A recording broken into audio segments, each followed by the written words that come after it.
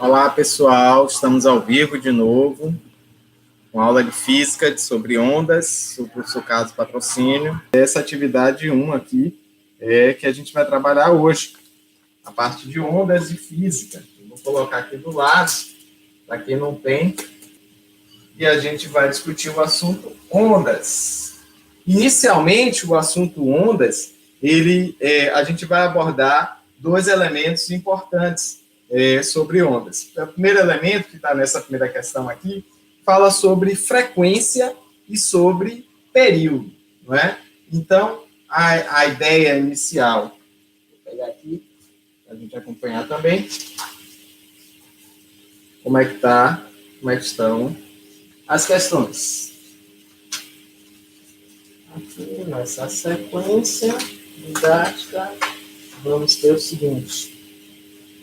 Essa é a questão 1. Aqui. A sequência, a frequência, então, o conceito de frequência, colocar aqui a ideia de frequência.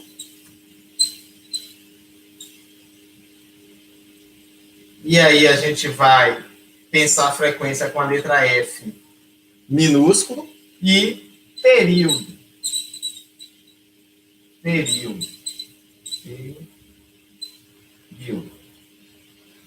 Um período, aqui na física, a gente vai chamar de T. A ideia de frequência, ela está relacionada a voltas por segundo. Quantas voltas eu consigo dar? Então, a ideia de frequência ela está associada a um movimento.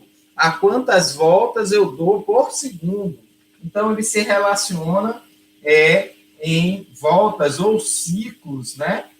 Ou ciclos por segundo. Ora, professor, eu poderia pensar essa unidade de tempo diferente, ciclos, por exemplo, rotação por minuto? Posso também. A rotação por minuto a gente geralmente chama de RPM, rotação por minuto, exatamente as letras.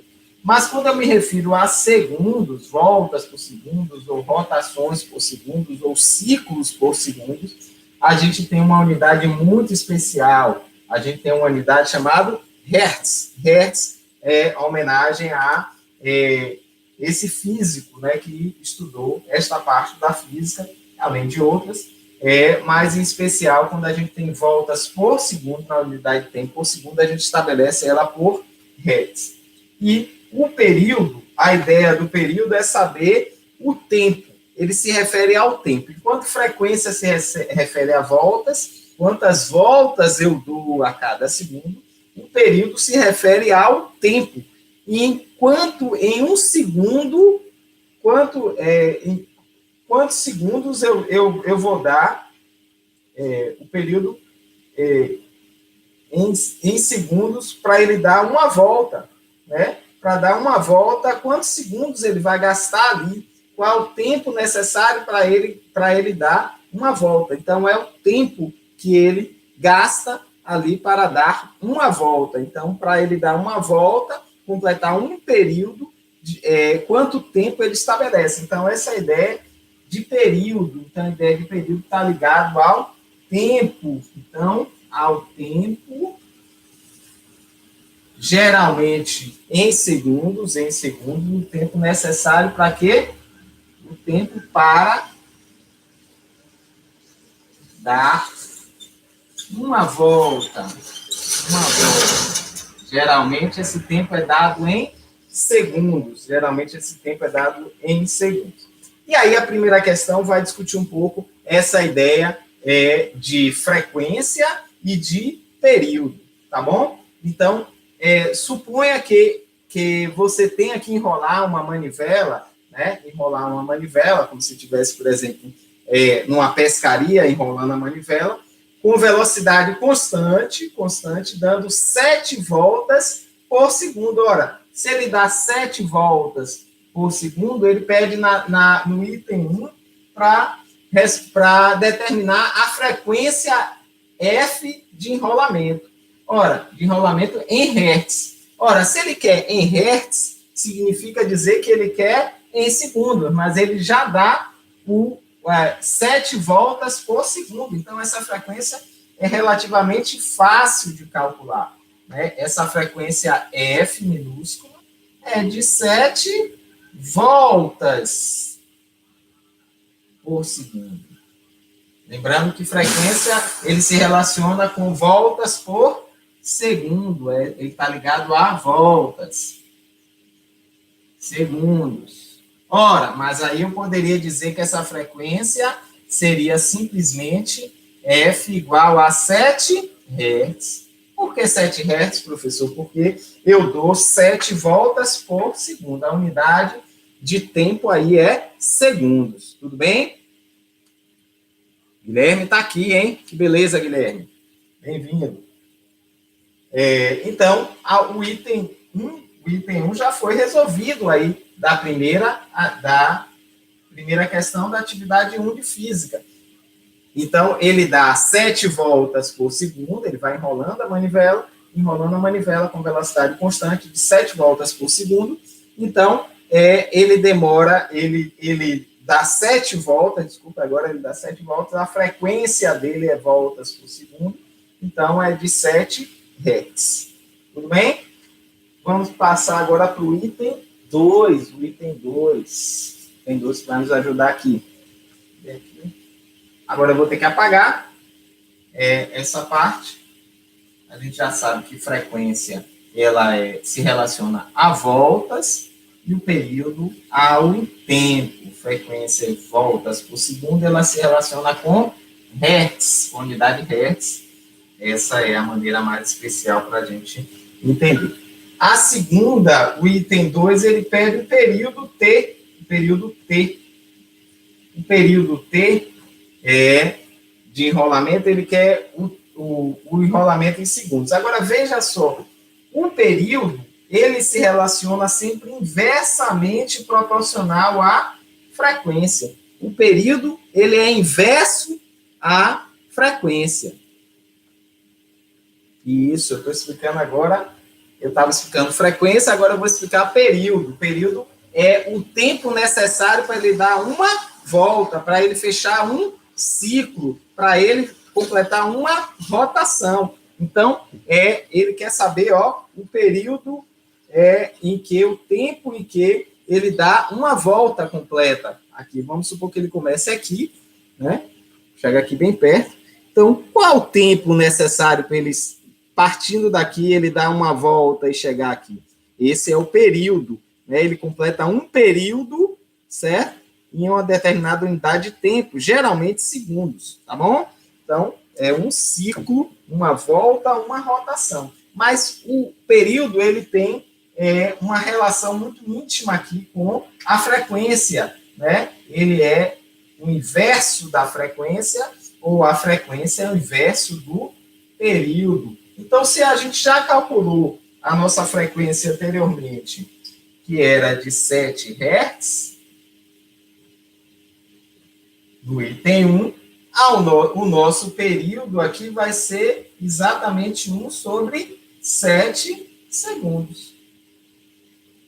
Por que segundos? Porque Hertz se relaciona a segundos. Então, ele vai demorar 1/7 de segundo para dar uma volta. Enquanto ele tem a frequência de 7 voltas, ele dá 7 voltas. 7 voltas. 1, 2, 3, 4, 5, 6, 7. E para aqui, em 1 segundo, né? Em cada segundo, ele completa... 1/7 de segundo, ele completa uma volta. Então, aqui é o período. A frequência é de 7 voltas por segundo e o período é de 1/7 de segundo a cada volta. Ele dá 1/7, uma volta, 1/7 de segundo, uma volta, 2/7 de segundo a segunda volta, 3/7 de segundo a terceira volta, 4/7 de segundo a quarta volta, 5/7 de segundo a quinta volta, 6/7 de segundo a sexta volta, 7/7 de segundos, que é 1 segundo, 7/7 de segundos é 1 segundo, a 7ª volta. Então, ele dá 7 voltas, uma frequência de 7 voltas por segundo, e um período de 1/7 de volta por 1/7 de volta em 1 segundo. Ele dá desculpe, 1/7 de segundo ele dá uma volta em 1/7 de segundo. Agora sim, ele dá uma volta em 1/7 de segundo e dá 7 voltas, que é a frequência em cada segundo. Frequência 7 voltas por segundo, 7 Hz, e frequência e período, ele dá 1/7 de segundos, ele consegue dar uma volta, tá bom? Então, ótimo, eu acho que ficou bem clara essa primeira questão ali da nossa primeira atividade. A ideia pelo menos, aliás, não, ainda tem o item 3, temos o item 3, sim. Ele pergunta, o item 3 é bem simples, inclusive, de resolver. Já falei aqui. Ele pergunta a frequência em hertz e o período em segundos. A frequência em hertz e o período em segundos. De que maneira de um determinado fenômeno periódico se relaciona, ele pergunta de que maneira, né? Se relaciona de qual maneira? Melhor, o texto está assim. A frequência em hertz e o período em segundos de um determinado fenômeno periódico se relaciona de qual maneira? Ora, ele se relaciona a frequência, ele pergunta ali a frequência, a resposta é a seguinte, ó, a frequência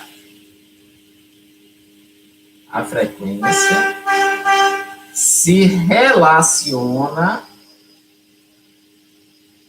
inversamente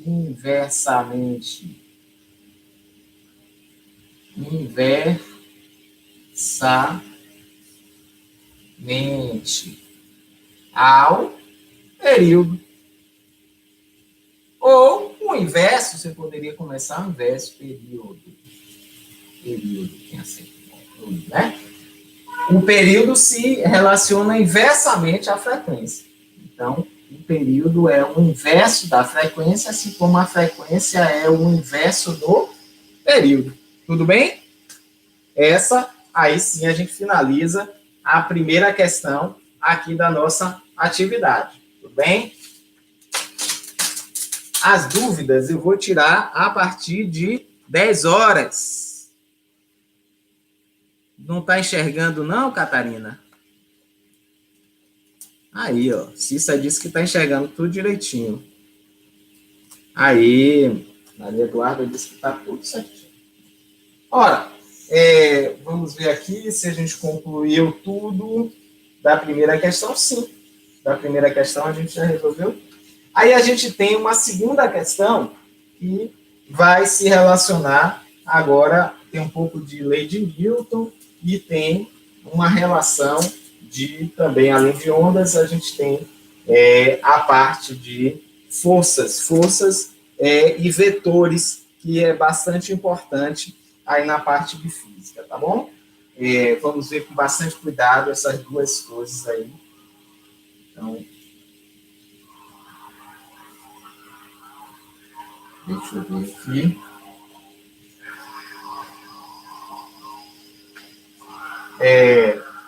Na segunda questão, ele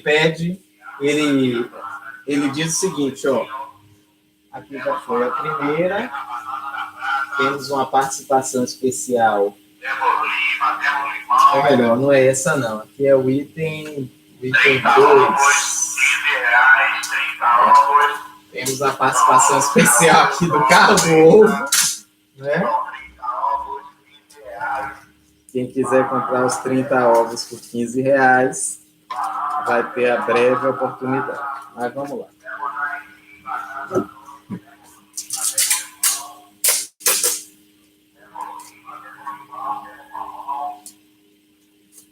Maria Eduarda está com um problema. Ah, não. Maria Eduarda melhorou. Pronto. Catarina já está.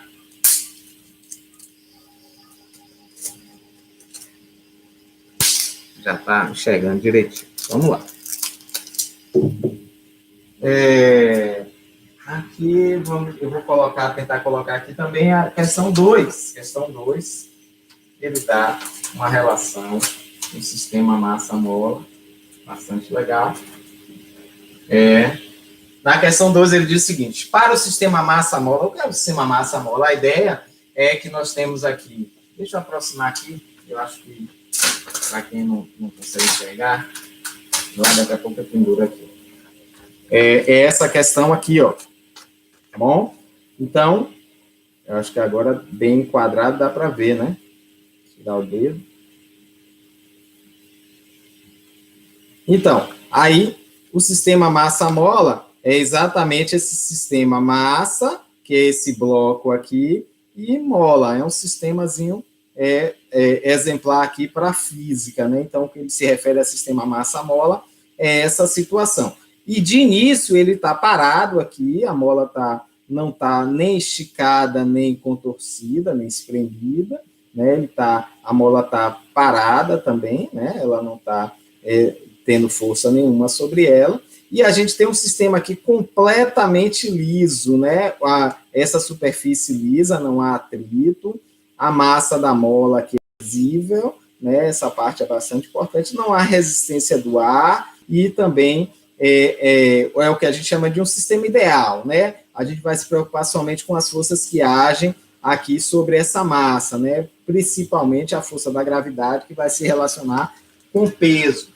Então, eu vou lembrar aqui uma lei de Newton, né? A lei de Newton, inicialmente, ela fala que as forças que agem sobre os corpos é sempre relacionada à sua massa, o produto da sua massa, vezes a aceleração, né?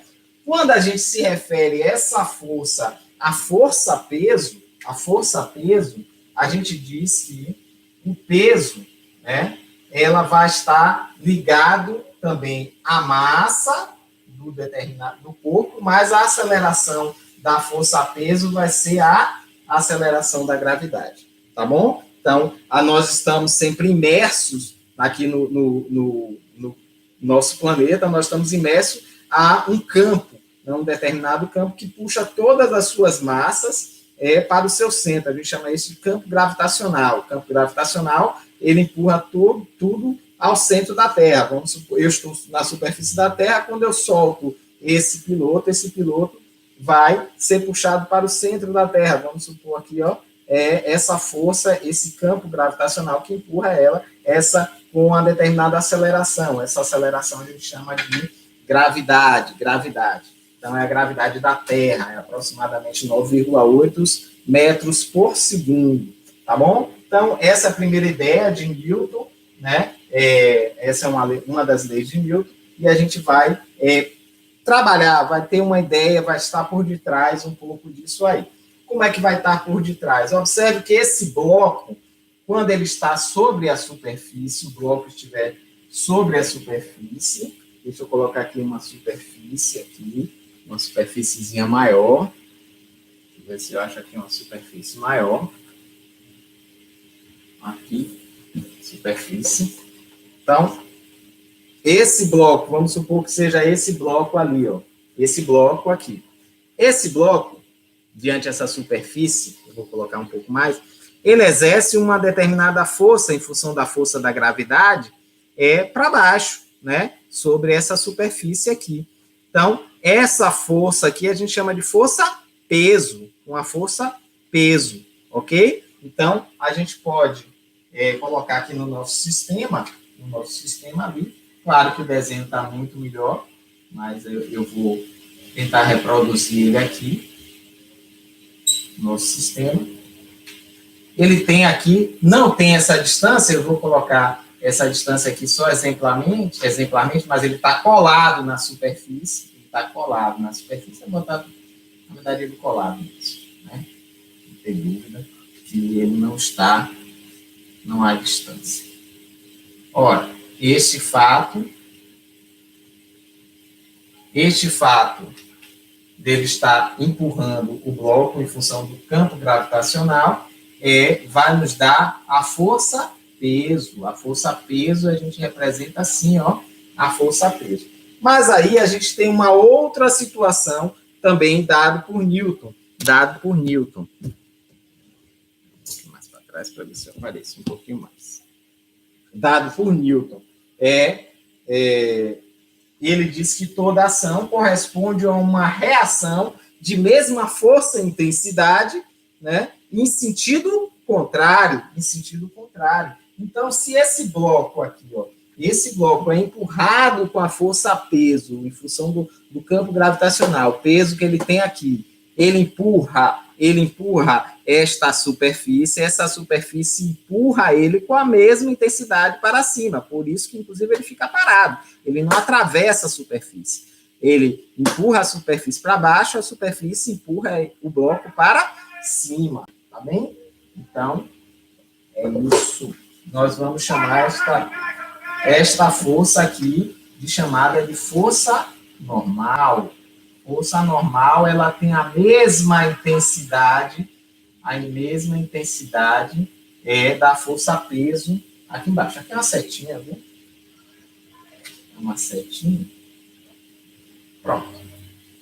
Agora, se essa força-peso ela tem a mesma intensidade da força normal, elas são iguais em modo, ou seja, iguais em tamanho, iguais com a mesma intensidade, com a mesma força. Nós poderemos afirmar o quê? Nós poderemos afirmar que a força-peso, P, é exatamente igual a M. O peso é igual a nossa força normal, só que eles têm sentidos contrários. Lembrando, uma situação de física bastante interessante, no cotidiano a gente costuma não separar muito, mas para a gente aqui em física, direção e sentido tem situações diferentes, tem uma interpretação um pouco diferente. Eu vou pegar aqui, ó. A direção, na verdade, é o eixo com que um determinado móvel corre. Então, uma direção, vamos supor, norte-sul. Então, a gente tem sempre um eixo com o qual corre. Agora, se eu disser que ele foi de norte para sul, ele tem um sentido. Ele tem um sentido de norte para sul. Então, direção é o eixo, sentido é da onde para onde. Tá bom? Então, o sentido aqui é de baixo, de cima para baixo, é isso que é a força-peso age, e aqui a normal, o sentido é de baixo para cima. Eles têm sentidos contrários, mas ele tem a mesma intensidade, o mesmo modo, né? Do ponto de vista do módulo. Desculpa, aqui não está nem certo, né? Aqui não é o vetor. Os vetores que são iguais, aqui é o módulo. O módulo dele, pode deixar até certinha, mas tem que indicar aqui o seguinte, tem que indicar que P, o módulo de P aqui é igual ao módulo de N. Se quiser tirar a setinha, pode simplesmente dizer que P é igual a N, aí a gente vai pensar que a medida dele é em newtons. Detalhe que a unidade de força dado é a homenagem a Isaac Newton, o físico que fez essas interpretações. Então, a força é dado em newtons, a unidade é em newton, certo? Então, essa é a primeira interpretação. Mas vamos à questão. O sistema massa-mola abaixo, para o sistema massa-mola abaixo, considere a superfície de apoio, essa superfície aqui, horizontal, completamente horizontal, plano, horizontal, e perfeitamente lisa. Então, não há atrito. Professor, o que é atrito? Qual é o conceito de atrito? Atrito é como se eu pudesse ampliar aqui, ó, e pudesse ver as rugosidades, né? As partes, né, rugosas aqui é como se botasse uma lente enorme aqui, aumentasse 100 mil vezes, pudesse ver a rugosidade da superfície, né? E também pudesse ver a rugosidade, né? As entranhas do nosso bloco, né? Do nosso bloco aqui, que ao se deslocar, ela começaria, assim, vamos supor que ele se desloque para cá, ele começaria a perder energia para quebrar essas rugosidades, tanto do bloco quanto da superfície, a depender da dureza de cada um. Um vai perder um pouco de massa e outro é aquela parte onde eles raspam, onde ele passa um sobre o outro, né? E aí ele perde um pouco dessa energia, ele tem que gastar um pouco de energia. No caso do nosso sistema, é um sistema ideal, ele não há atrito. Não há atrito, certo? Aqui seria o atrito, que seria essa parte onde segura, que é bastante importante o atrito. Imagina se ele não tivesse atrito. Eu não conseguia ficar em pé aqui, ia ficar escorregando o tempo inteiro, porque meu pé não ia ficar fixo no chão, né? Eu não conseguiria ficar aqui nessa mesa, segurar a mesa, né? Porque eu não conseguiria encaixar aqui com atrito. Eu estaria sempre escorregando, sempre escorregando, isso não ia dar certo, né? Então, o atrito é bastante importante para a gente, né? Mas nesse caso, para a gente entender o sistema que as forças vão se dar de forma ideal, ele não tem atrito, a gente vai apagar esse atrito. Eu só quis trabalhar um pouco o conceito, a ideia do que seria o atrito, né? Atrito. Então, veja só, aí ele diz que é perfeitamente, não há resistência do ar, então vai se deslocar sem resistência do ar, a mola é ideal, né? Então ela estica e puxa, e não perde nada da sua força elástica, né? Ou seja, perfeitamente elástica, e sua massa é desprezível, ou seja, tem também uma mola que não vai, ao peso dela, né? A massa dela não vai interferir no sistema. Eu não preciso considerar. Seu comprimento natural é de 35 centímetros. Ele dá 35 centímetros, é o comprimento natural dela, ela descansada, né? O bloco possui uma massa M, uma determinada massa M necessária. Aí ele pede a massa M, sua superfície externa é perfeitamente lisa. Também o bloco não tem atrito, sem atrito. Apresente todos os cálculos necessários para resolver a questão e assinale a única alternativa correta. Na verdade, aqui não tem alternativa. Então, a gente vai apresentar somente os cálculos. Então, o bloco está inicialmente em repouso. Professor, o que é repouso? Aí a gente também tem uma lei de Newton que diz o seguinte: todos os corpos vão permanecer ou parado, estático, no modo como ele está, desde que nenhuma força haja sobre ele. Ou então ele vai estar em movimento uniforme, constante, né? Desde que nenhuma força pare ele, interrompa ele, perturbe ele, né? De algum modo, ele vai continuar sendo. A gente chama essa lei de Newton a lei que vai conservar, né, sempre o movimento em que ele está tendo. Se ele está parado, ele vai conservar, ele vai ficar parado. Se ele está em movimento, ele vai continuar sempre em movimento, desde que não haja ninguém perturbando ele. Chamada lei da inércia. Lei da inércia. Então, a inércia é ou parado, se nada o perturbar, ou em movimento constante, se nada o perturbar. Lei da inércia é o que vai dizer. Então, ele está aqui parado, ele está inerte, né? Ele está em equilíbrio estático, né? Está em equilíbrio estático. A posição referente a essa situação é, portanto, uma posição de equilíbrio do sistema.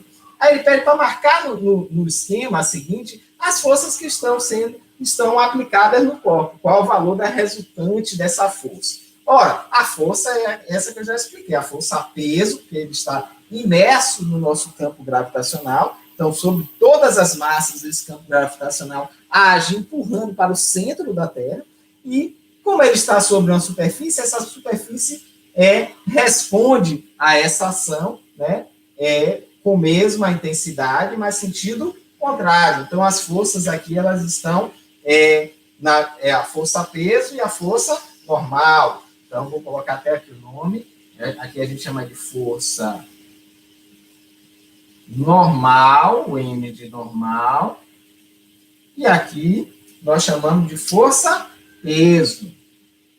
É até talvez uma redundância, né? Somente peso você poderia falar, mas pode falar também força peso. Força peso. Ok? Então, essa massa tem a força peso. Então,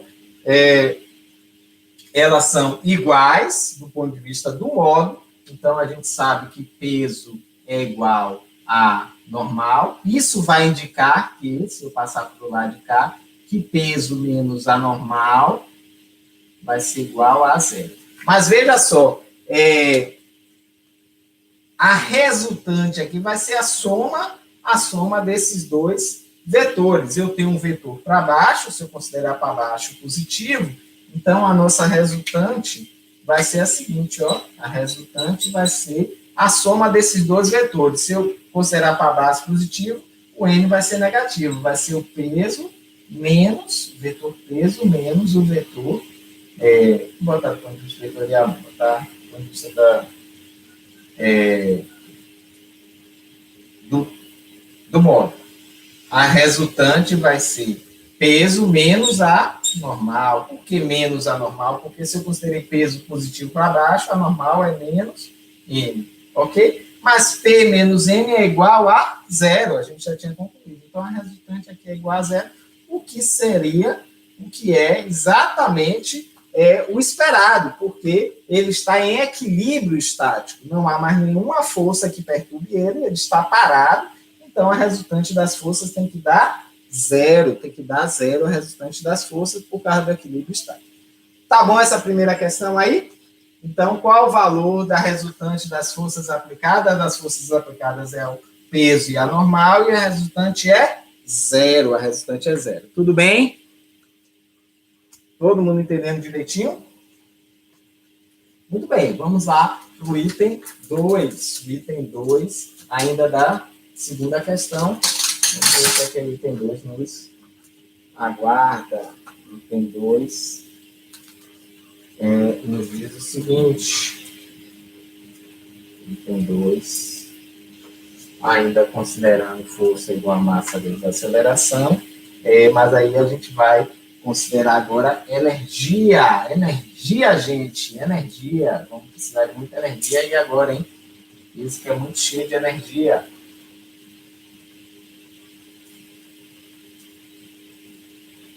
Vamos lá. Ora, ele diz o seguinte: uma pessoa arrasta o bloco. Eu gosto, vamos botar aqui bem pertinho, um tempinho, aqui, para o pessoal ver como é essa questão. Ó. Eu vou ler aí. Uma pessoa arrasta, deixa eu ver, acho que agora dá para ver o tempo, né?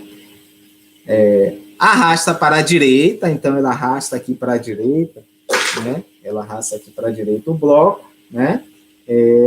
Para a posição inicial, para a posição indicada na figura. Deixa eu ver se eu consigo, eu estava lendo ao contrário. Ao conduzir o bloco até o quê? Essa posição, certa quantidade de energia é despendida por essa pessoa. Então, o que é que acontece? Ora, o que acontece? O bloco estava aqui. Ela foi, pegou, despendeu um pouco de energia para puxar o bloco um pouco para trás.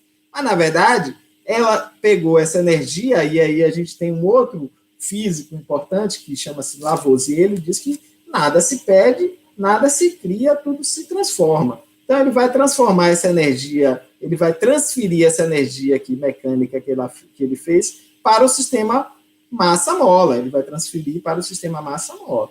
Né? E, especificamente, para a própria mola, já que ele não consegue transferir para a massa, porque é ela quem vai resistir, né? Vai criar uma certa resistência e vai absorver essa energia dispensada pela mão.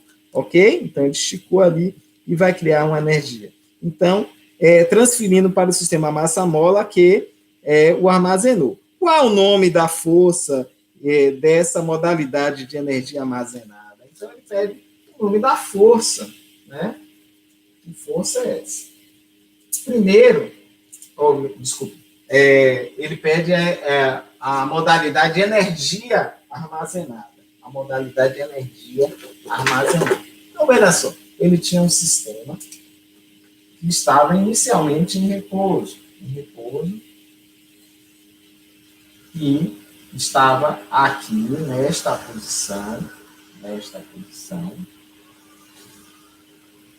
o bloco, e ele foi arrastado agora, ele vai continuar aqui, e foi arrastado, e o bloco se encontra nesta posição.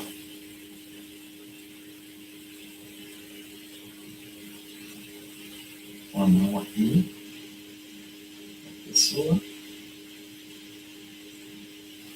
a pessoa arrastou aqui o bloco. O sistema mais ou menos esse. Veja só, quando ele pegou a energia dele e empurrou para a direita, para cá, o bloco, ele transferiu essa energia para o sistema massa-mola, ok? E essa energia criou, observe que aqui continuamos a ter uma força-peso, como ele está na superfície, ele vai ter uma força normal, contrária à força-peso. Ele aplicou uma energia, uma força para o lado de lá, desculpa, e criou uma energia, guardou uma energia aqui nesse sistema mola, tanto que se você largar, ela vai usar essa energia. Só que como ele está guardado, a gente chama essa energia de energia potencial. Por que potencial, professor? Energia potencial. É uma energia potencial porque ela guardou essa energia na mola, ela ainda não usou essa energia, ela tem um potencial de usar essa energia, tá bom? Ela tem um potencial de usar essa energia. Então, é essa energia potencial. Mas é uma potencial o quê? Elástica, por causa da mola. A mola, ela tem uma energia elástica, de puxar, de se elastecer, né? De trazer de volta aquela esticada que ele recebeu. Então, a energia potencial elástica. Que vai produzir uma força do lado de cá, puxando de volta, ao contrário da força que foi aplicado, né? Como ele está segurando, ainda significa que ele tem uma força para o lado de lá, mas ele tem uma força elástica. Uma força elástica do lado de cá. Ela tem uma força elástica do lado de cá, que se você largar ali, ela vai exercer, tirar dessa energia potencial e transformar em energia de movimento, energia cinética. Ela vai deslocar o bloco para a esquerda, vai transformar essa energia potencial elástica em energia cinética, e vai chegar aqui, vai gastar toda a sua energia potencial, ela vai transformando essa energia potencial em cinética. Aqui ela zera na posição inicial a energia cinética, a energia potencial, transforma toda em cinética, ela alcança toda a velocidade dele aqui, e depois ela vai começar a comprimir a mola e vai transformar essa energia cinética novamente em potencial, mas ele vai ter uma força elástica contrária ao sistema. No sistema ideal, ele ficaria nessa oscilação assim o tempo inteiro, porque não teria mais nenhuma outra força que a perturbasse para que ele não continuasse a se movimentar nessa situação. Então, o item 2 é essa situação. A resposta é energia potencial elástica. Esse é o nome da energia armazenada aí que a gente quer fazer. Tudo bem? Se tiver tudo certo, eu vou continuar. Se não, pode colocar aí no chat. Tem uma perguntinha aí. Aí vira energia cinética, exatamente, Cícero, exatamente. Vira energia cinética. A energia potencial, aqui que foi guardada, foi transferida pela mão, vira energia cinética até aqui. Ela transforma toda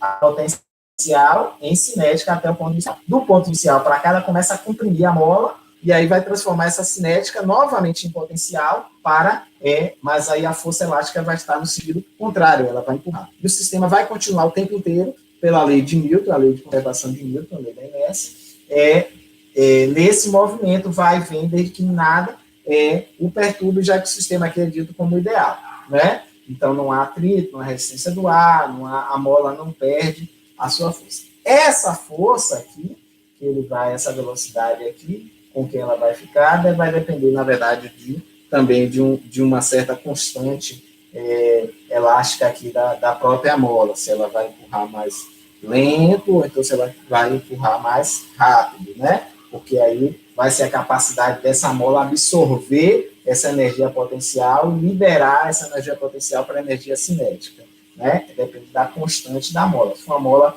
muito fraquinha, ela vai movimentar mais devagar. Se for uma mola que realmente absorva mais e solte, né, tenha uma constância elástica maior, ela vai estar numa velocidade maior. Tá bom? Então, essa é aí a nossa segunda questão, já resolvidíssima. Vamos agora para a nossa terceira questão. Terceira questão que diz o seguinte. Vamos ver. A terceira questão, antes de colar, eu vou colocar aqui, ó, para vocês lerem de forma tranquila. Então, ele pede para responder o item 1 e 2, responde o item 2 e apresente todos os cálculos necessários para resolver a questão. Depois, aí não tem, na verdade, o item para assinalar, né? Então, utilizando a escala gráfica, então a escala dele aqui é um quadradinho, né? Aqui é um quadradinho e é 20 por 20 esse quadradinho, né? É 20 por 20 esse quadradinho, não sei se dá para ver aí, ó, 20 por 20, cada quadradinho desse tem 20 centímetros, e utilizando aí a escala gráfica do desenho, determine a medida de comprimento de onda. Então, a gente tem uma onda aqui, ó, essa onda aqui, e ele pede o comprimento de onda, o comprimento dessa onda, que a gente chama de lambda. Lambda, essa letra grega aqui a gente chama de lambda, é nosso L atual, né, lambda, do gráfico, e além disso ele pede o tamanho, determine também a medida da sua amplitude, ó, enquanto ela do ponto inicial vai até uma crista, ou então do ponto inicial ela vai até um vale. Então eu vou explicar direitinho todos esses itens, vou colocar aqui também a questão, e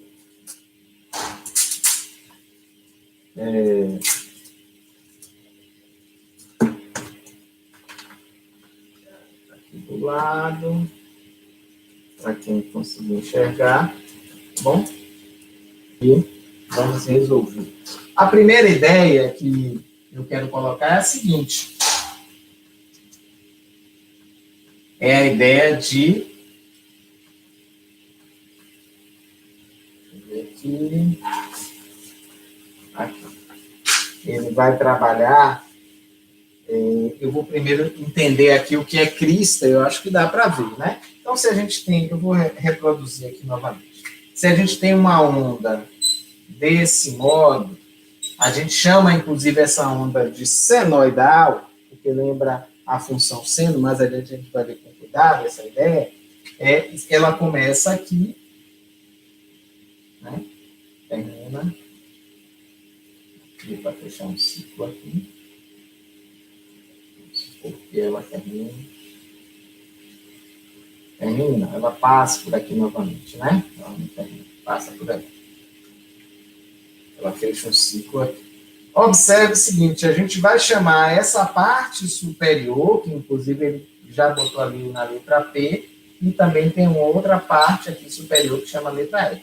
A gente vai chamar essa parte superior de um nomezinho especial, a gente vai chamar aqui de crista. Crista, aqui é uma crista.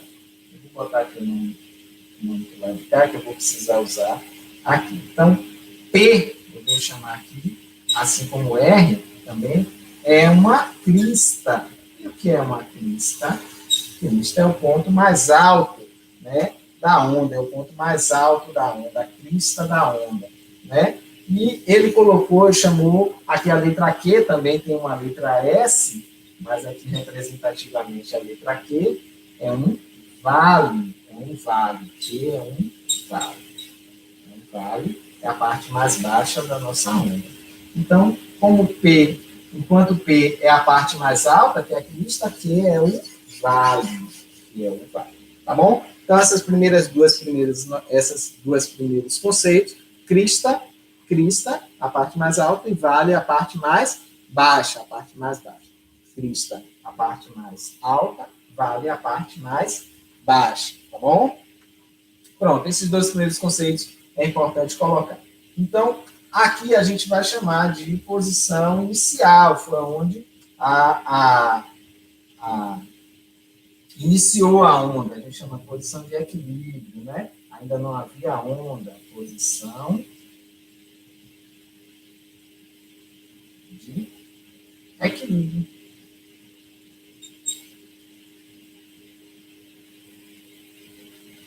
Essa posição inicial aqui, a posição inicial, só para a gente marcar que é quando ele volta aqui para a posição inicial. Ele tem uma posição inicial aqui, uma posição inicial aqui, uma posição de equilíbrio aqui, uma posição de equilíbrio aqui. Ele volta à posição inicial da ondulatória, né? Então, aqui ele ainda não tinha onda, aqui ele volta inicialmente, é como se ele voltasse a fazer a onda. Deixa eu ver aqui a posição inicial, desculpe, a posição inicial está aqui, desculpe, está aqui, não está aqui, está aqui, ele completa aqui, ó, subiu para a crista, veio aqui para essa posição, desceu para o vale, depois voltou à posição inicial para subir de novo para a crista. Então, a posição inicial volta aqui, a posição de equilíbrio volta a ser aqui, não aqui, desculpa aqui. Então, vamos lá. Então, temos posição de equilíbrio, posição inicial, e a gente vai querer saber quem é a distância entre os vales, e a gente vai chamar isso de comprimento de onda. Espera aí, professor. Comprimento de onda é a distância entre os vales? Sim, é o nosso lambda. É o nosso lambda. Então, o lambda é quem é a distância entre os vales. Você poderia fazer também, professor, medir o comprimento dessa onda comprimento entre os vales, não, comprimento entre as cristas, P e R são as cristas.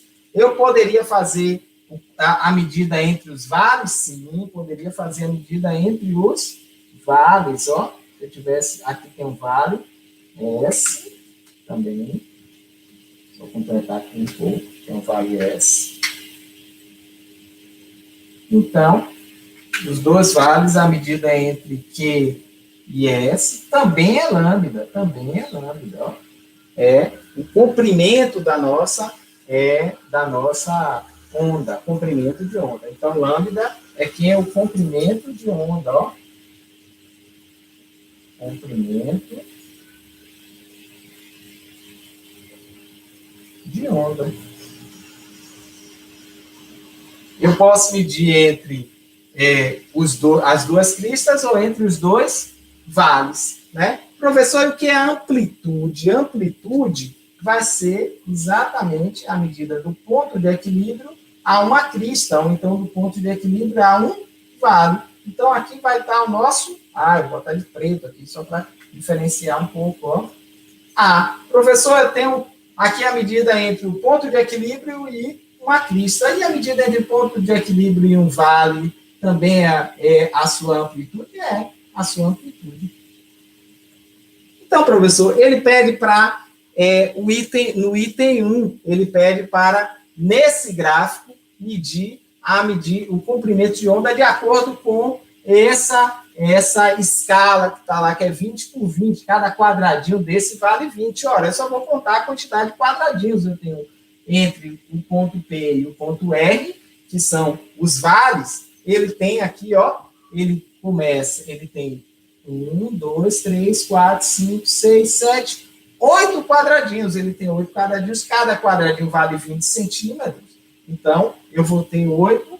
Então, a medida de lambda, aqui esse preto aqui já não escreve mais, a medida de lambda vai ser exatamente 8 vezes os 20 centímetros, porque são 8 quadradinhos. Então, isso vai dar 160 centímetros. Então, lambda vale 160 centímetros. Então, o comprimento de onda é de 160 centímetros. Eu poderia calcular também pelos vales Q e S, não é? Daria o mesmo resultado. Então, o item 1, e ele ainda pede para calcular a amplitude. Professor, a amplitude é a medida do ponto de equilíbrio a um vale e o ponto de equilíbrio a uma crista. Basta eu pegar aqui, ó, ponto de equilíbrio, ó, eu vou ter 2 quadradinhos. Eu vou ter 2 vezes 20 centímetros, que é igual a 40 centímetros. 40 centímetros. Tudo bem? Então, temos a medida o comprimento da onda, 160 centímetros, e temos a amplitude dessa onda, que é o tamanho onde se estica do ponto de equilíbrio até uma crista ou do ponto de equilíbrio até um vale, ok? Vai medir 40 centímetros a nossa amplitude. Então, essa primeira questão, pelo menos a terceira questão, desculpa, ele vai, o item 1 já está resolvido aí. Ele tem o item 2, aí para resolver. Deixa eu ver onde é que está o item 2. Aqui. O item 2, ele diz o seguinte, deixa eu tirar aqui, já marcamos o item 1, já resolvemos o item 1, vamos para o item 2, apesar de ter 1 aqui, mas é 2, né? O item 2, ele diz o seguinte, ó, considere que a curva,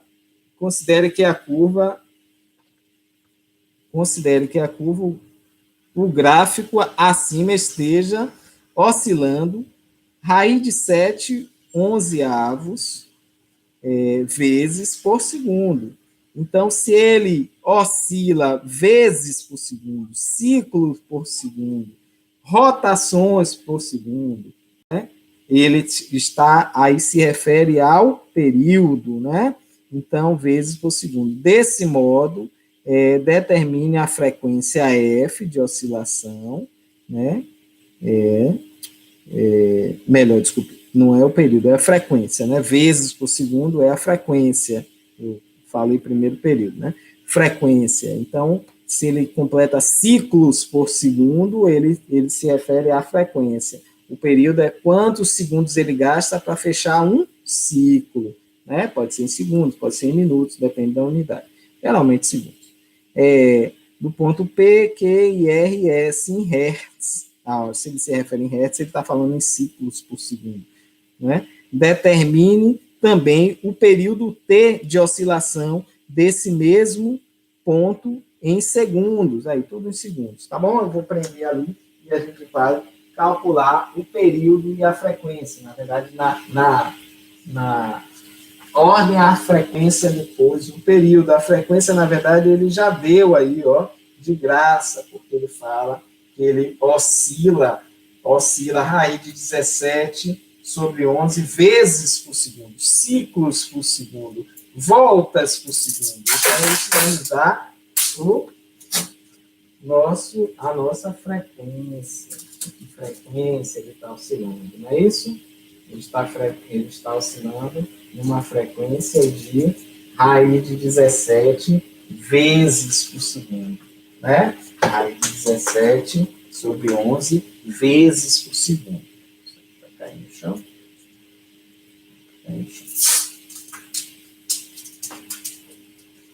Vamos lá. Apagar aqui um pouquinho. Então, a gente ainda nessa mesma onda já tem um comprimento, né? Depois a gente retoma isso. E ele diz o seguinte, essa onda aqui, ela vai oscilar, ela vai fechar um ciclo,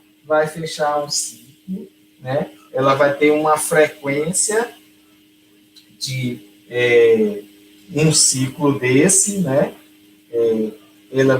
Ele vai, em um segundo, ele vai fazer raiz de 17 vezes sobre 11 em cada segundo. Ele vai em um segundo vai ter uma determinada aqui, medida, né, de determinados ciclos aqui por segundo. Então, vai ser a nossa frequência é ciclos por segundo, que é dado em hertz.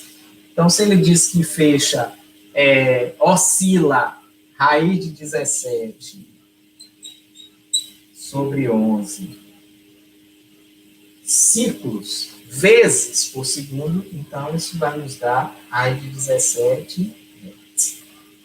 É a nossa frequência, tudo bem? Ora, mas a gente sabe que a relação entre frequência e período é uma relação inversa. Nós vamos ter aí o nosso período exatamente igual a 1 sobre a nossa frequência. Mas a nossa frequência foi raiz de 17 sobre 11. Está dando para ver aqui embaixo. Raiz de 17 sobre 11. Acho que está dando para ver direitinho. Aqui a gente vai simplesmente inverter, né? Já que é 1 sobre raiz de 17 sobre 11, a gente vai ter 11 sobre raiz de 17. Aqui a gente vai fazer uma operaçãozinha matemática chamada de racionalização, que é multiplicar em cima e embaixo por raiz de 17. Aqui, raiz de 17 vezes raiz de 17 vai dar raiz de 17 ao quadrado, vai dar simplesmente 17. Então, o resultado final dá 11 raiz de 17 sobre 17. Vou abrir aqui, dá raiz de 17. Tudo bem? Segundos, né? Segundos. Que é a unidade de período. Tudo bem? Deu para entender aí essa conta? Esta questão eu não entendi. Catarina, você entendeu agora, Catarina? Você quer que eu repita? Se você quiser que eu repita, diga sim.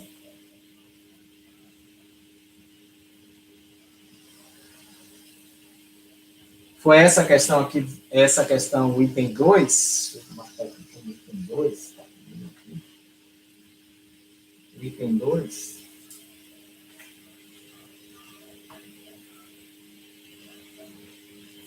Tá bom, Catarina, eu vou repetir. Essa é esse item 2, né? Da terceira questão. Vou repetir novamente. Olha, presta atenção. Ele pede para que considere, ele diz que a curva do gráfico, essa curva aqui, ela vai oscilar. A raiz de 17, aqui é um número qualquer, né? Raiz de 17 dá 4, porque raiz de 16 dá 4, né? E raiz de 25 dá 5, né? Está entre 4 e 5. Então, ainda vou dividir por 11 esse número aqui, vai dar 0, alguma coisa. Então, ele dá 0, alguma coisa, oscila 0, alguma coisa vezes por segundo. Ora, toda vez que tem oscilação por segundo, oscilação vezes por segundo, ciclo por segundo, né? A gente se refere a hertz, a gente se refere a frequência. Ciclos por segundo, né? A gente se refere à frequência. Com que frequência ele vai formar um determinado ciclos por segundo. E a relação entre frequência e período é uma relação inversa. Se você tem a frequência, significa que você tem o período. Então, vamos calcular a frequência, mas a frequência ele deu. Ele disse que oscila raiz 17, 11 vezes por segundo. Essa é a própria frequência, tudo bem? Pronto, tudo bem, estou te explicando. Então, a frequência dele foi dada na própria questão, raiz 17 sobre 11 Hz. Por que Hz? Porque ele oscila vezes por segundo. Toda vez que tiver vezes por segundo, ciclos por segundo, voltas por segundo, ele se refere à frequência em Hz. Frequência em Hz. Tudo bem? Ora, se ele deu a frequência, para achar o período, basta você inverter aqui, ó, porque o período T é o inverso da frequência. Foi isso que a gente fez, 11 sobre raiz 17. Se a frequência é raiz 17 sobre 11, o período é 11 sobre raiz 17. Só que aqui a gente tem que fazer uma operação matemática, de racionalização. Basta multiplicar em cima e embaixo pela raiz de 17 para tirar essa raiz aqui do denominador. Raiz 17 vezes raiz 17 dá raiz 17 ao quadrado. Mas aqui, ó, vou fazer aqui em cima, na lateral, então essa parte aqui. Vamos fazer uma continha matemática. Raiz de 17 vezes raiz de 17 vai ser igual a raiz de 17 ao quadrado. Só que raiz quadrada elevado ao quadrado, você cancela e vai dar o próprio 17. Então, aqui aparece 17 e aqui em cima fica a raiz 17. Então, nós ficamos com 11 raiz de 17 segundos 11 raiz de 17 sobre 17 segundos é o período. Tudo bem? Ficou 11 sobre 17. Não, 11 sobre 17 não. Ficou 11 raiz de 17 sobre 17. 11 raiz de 17 sobre 17. Não 11 sobre 17. Pô, tudo bem. 11 sobre 17 vezes raiz de 17 segundos.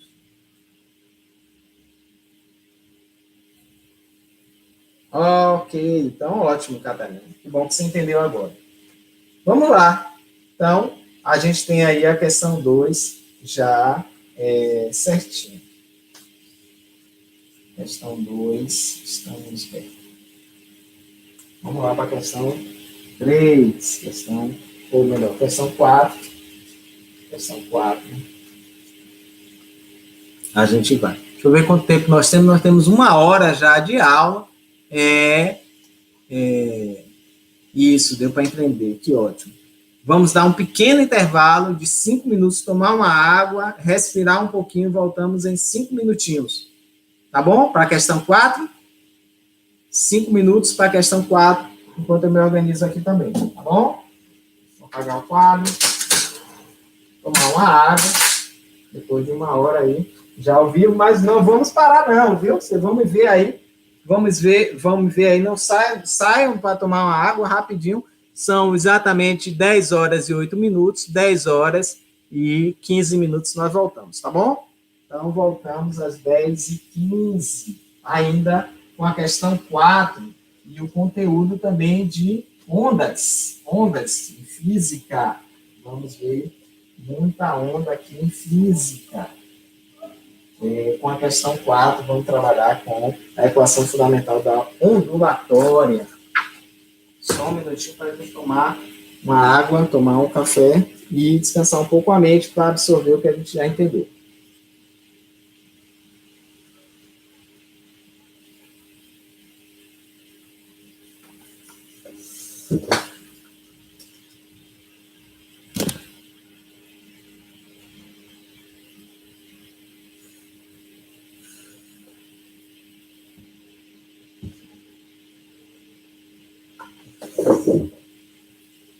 Então, voltamos às 10h15. 10h15. Voltamos já.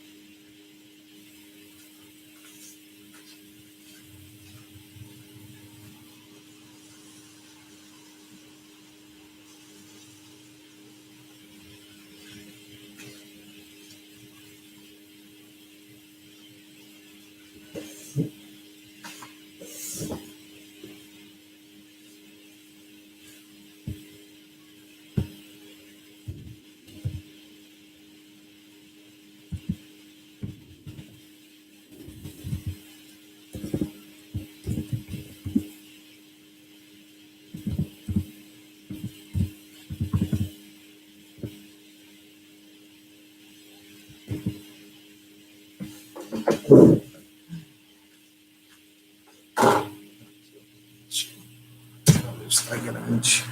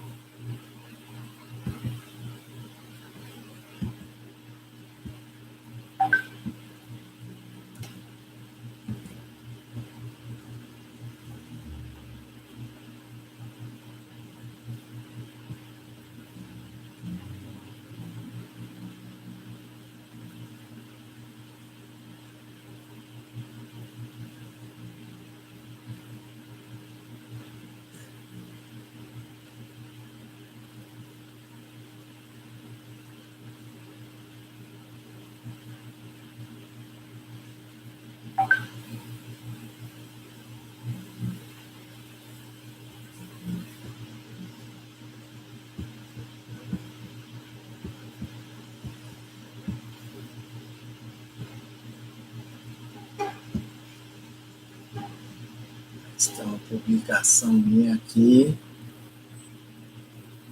indevida, né?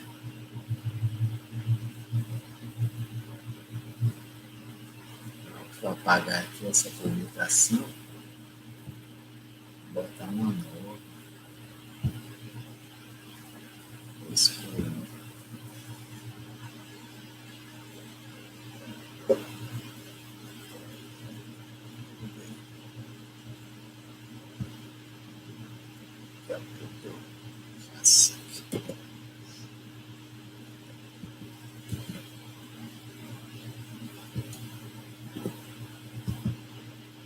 Opa.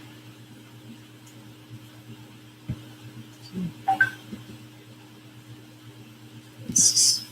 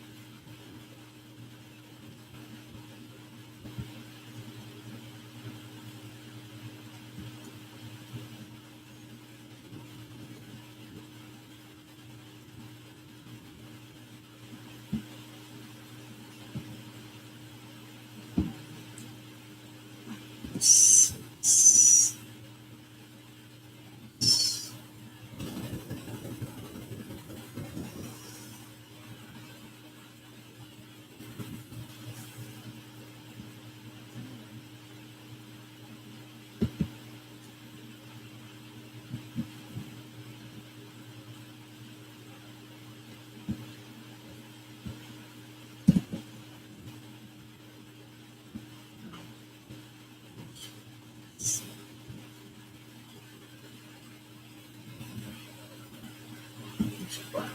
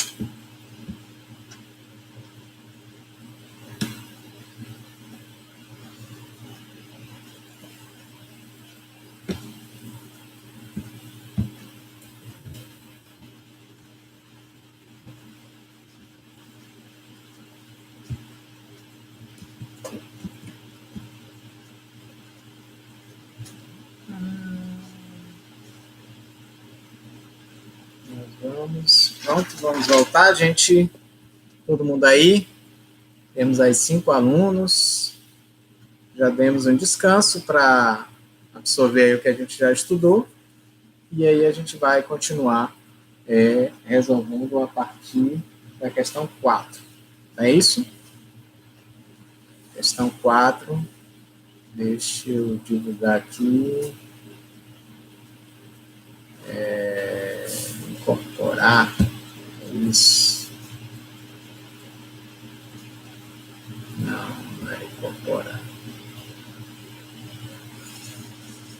Não, incorporar não. Fiz alguma coisa aqui.